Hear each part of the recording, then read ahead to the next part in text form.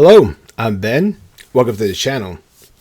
So today we're going to talk about something a little bit different. I've seen a couple of videos recently around the HK USP, and that actually is the gun that I think is the best gun ever made when it comes to a handgun. So I'm going to show you that very quickly and show you my copies. This is the HK USP that I have. I've had this gun since probably the late 90s or early 2000s.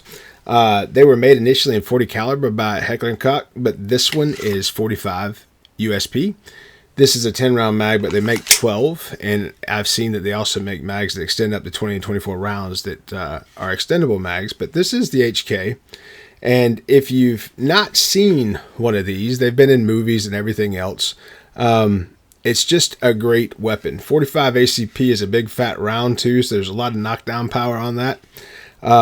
When I did different trainings with this gun, I found that my gun performed better than everyone else's. So the other folks that were shooting 45s, I was actually hitting the target in the heart. So the way it looked is there was a plywood sized target 6 meters or 6 yards beyond the hood of the car. And we were sitting in the car shooting through the glass into the target.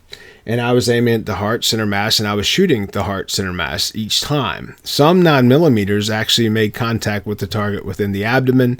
None of the 40s actually scored a mark. So the reason I'm telling you that is when we're shooting through glass, you deal with bullet deflection. And depending on how round the bullet is, it may deflect more or less. That's why 9mm sometimes with their speed, they can get through glass. But the HK, when you put that round on somebody, you're putting 220 grains of lead on that target, right? So there's the gun. I have big hands, so it fits my hands very well also, which is one of the reasons I like this gun. Now, there was another version of this gun called the Mark 23, and that's its big brother, right? So the Mark 23 also shoots 45 ACP. The Mark 23 was made for Special Forces, made for SOCOM. Navy SEALs in 95, 96, and 97 were looking at carrying that gun. It was an offensive weapon. Pistols are typically defensive weapons, or the way you fight yourself back to your truck or your vehicle so you can pick up a long gun. Well, this Mark 23, it was the long gun. Okay, and so the idea was that the operators could take this gun into theater and put this into battery, and they didn't have to have a longer gun. And the first one actually had, the first series had a lock here on the trigger guard where you locked the slide. So when you pulled the trigger on the first round with the silencer, it made very, very little sound. So that was what the gun was. It was made as an offensive weapon. But the reason I want to make the video today is a gun is just like a fire extinguisher or a fireman or a police officer.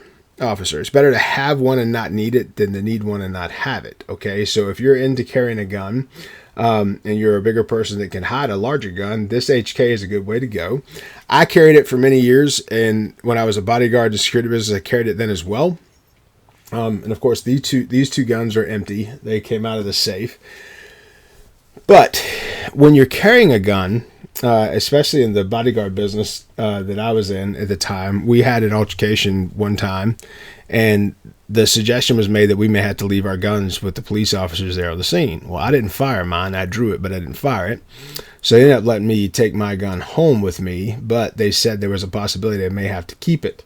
So on the ride back that night, one of the guys asked me, he said, "Hey, Ben, what do you got in that gun?" Asking about my HK USP. And I said, a little over $2,000, right? Because this gun, that cost about that. It cost around $2,400-$2,500, and I put Meprolite sights on it, which were night sights, so you could see those. That's another $200. I had it stippled in a custom manner, and then I had the longer magazines, the 12 or 15 round mags. So I was looking at handing off $3,000 if I had to hand off that pistol.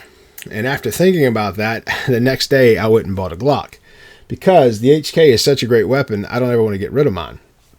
And of course, this was something that this Mark 23, they were extremely rare at the time. You can find them now because HK has been producing these since 1996, and recently they're starting to bring more Mark 23s and HK USPs into the country.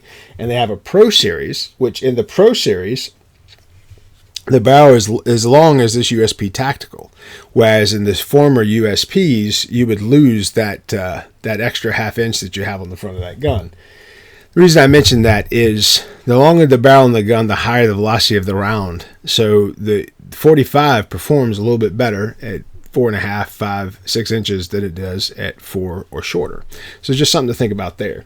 So because of the cost, I ended up picking up a Glock the next day. Glocks aren't as pretty as HKs. You know, they're not as utilitarian, but they are dependable.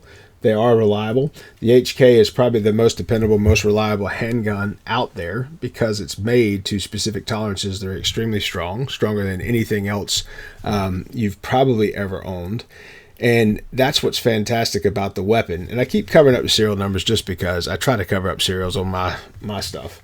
But what I carry daily, I've moved to a Glock. So what I've carried for the last few years is a Glock 20, and you see I have an extended barrel on that and I have a light on that. So the light and the barrel and the sights on this gun probably cost as much as the gun.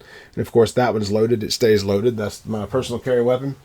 But I say that because in the States, we have our Second Amendment, right? And I personally am an outdoors guy. I'm a gun guy. I actually have a gunsmithing degree in my history, and I do some of that for fun. I never did the gunsmithing for a living, but I have fixed weapons for folks and do that for myself as well. Because in America, you can buy a gun used, and if it has issues, you can buy it for cheap, and if you can fix it and get it going good, typically it's worth more than what you put into it to begin with, so it's a good investment, and guns are that in America. But I just wanted to give you my 2 cents on the HK USP. It's a gun that's been around. It's been around since the 1990s. 1993 to present is how long the USP has been around, and the SOCOM, or the Mark 23, has been around since, I think, 1990. 6, but both of them are in 45 ACP. Fantastic guns. If you have the opportunity to pick up an HK, I suggest you do. It's a fantastic weapon, but I wanted to throw my knowledge on these out there because I have been carrying one for over 20 years and I have owned them for over 20 years, and I do say often that this is the best one out there. So if you like stuff like this, please like the video, please subscribe. Depending on how this video does, maybe we'll do more about weapons in the future. I'm Ben. Be good.